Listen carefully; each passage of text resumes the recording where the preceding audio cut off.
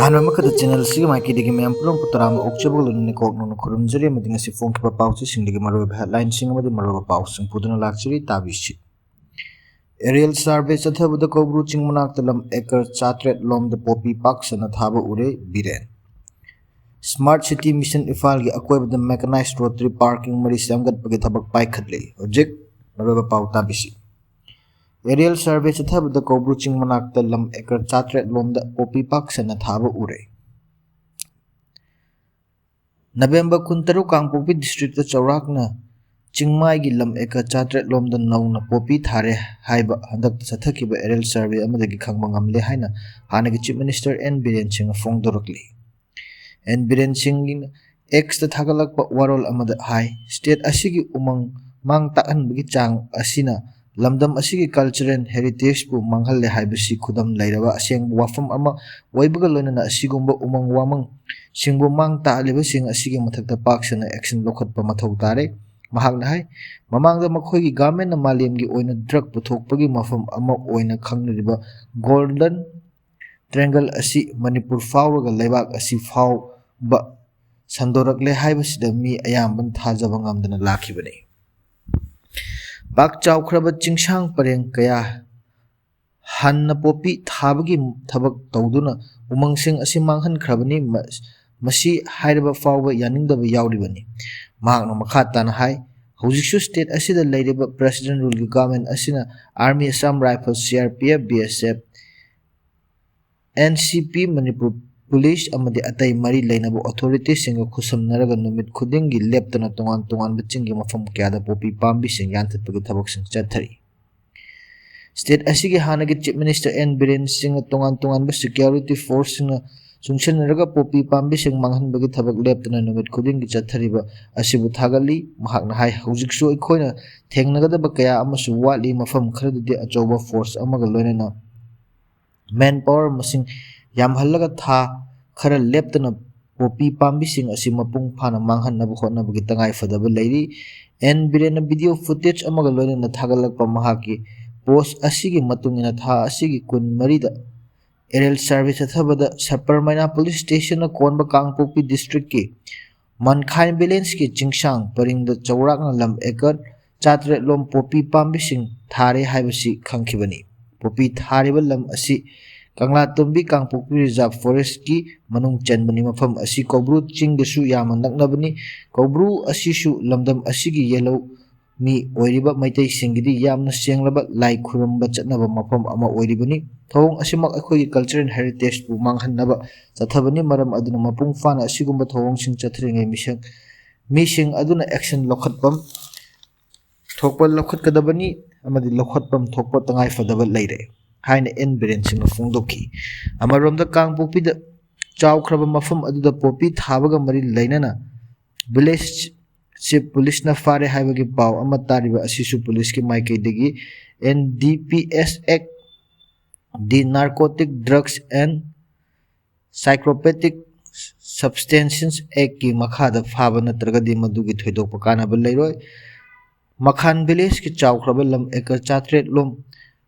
popi thariba asiga mari lenana mafam adda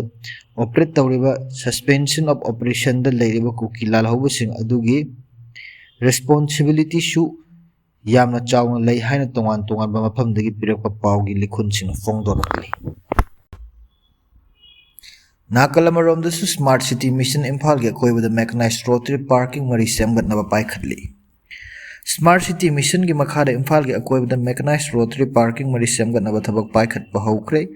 Nagamapal gi naga nalarom thangba maikaida car nimfu chaka ani panba gari humdragani thoi thamba yaba prefabricated mechanized rotary parking December fawbada sanganaba kan khotnari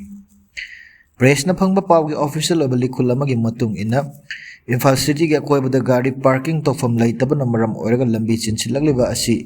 The Kangjabi Leraki Hek Mayok Naba Naga Nalarom Thangba The Gari Parking Ama Yauna Pulna Imphal Manung the Parking Marirom Samgat Pahora Kibani Hari Naga Nalagi Parking Adu the Natanar Kasturi Thongdagi Kajiktang Kumtharaklaga Chapmanaba Parking Ama Susana Naba Thaurang Tauri Hidaba Parking Asida the Simgat Pamukti Hauduri Parking Asidasu Naga Nalada Sariba parking asiga chap manaba mawngda gari masing adumak thamba yananaba semgatkani hairi atopa parking ama North AOC gi secure building service lane semgatnaba thorang tori adubu Ministry of Home Transport and Highways ki ayaba ngainari masi kusilaklaba maramna athubada ayaba asi fangdragadi atopa mafam amada oina sananaba tawgani North AOC Sirom Thangba Kanglagi Nongpok Torbani anisuba tangka ki oina semgatlakleba mafam asida oina semgatnaba khanari hairi Naga Nalada semgatlakleba parking asi prefabricated ni foundation di RCC na tawbani parking area asi karigumba makhalgi project ama paikhatkadawri natraga purpose amagi siranaragani hairagadi matam amada hekta lawthokpa yagani hairiba Naga Nara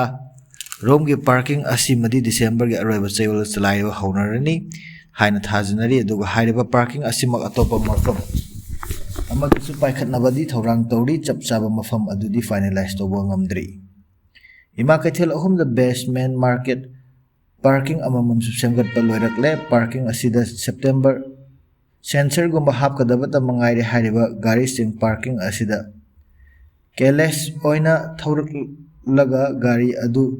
scan oina tawraga online oina chatkhigedabani hariba parking asida Ima Kaithel ama gi makhadana chaka mari panba gari gini mafam asida gari 80 ga 4 rom chanba amadi chaka ani panba gari kharaga khamba yanana sembani atopa Kaithel ani gi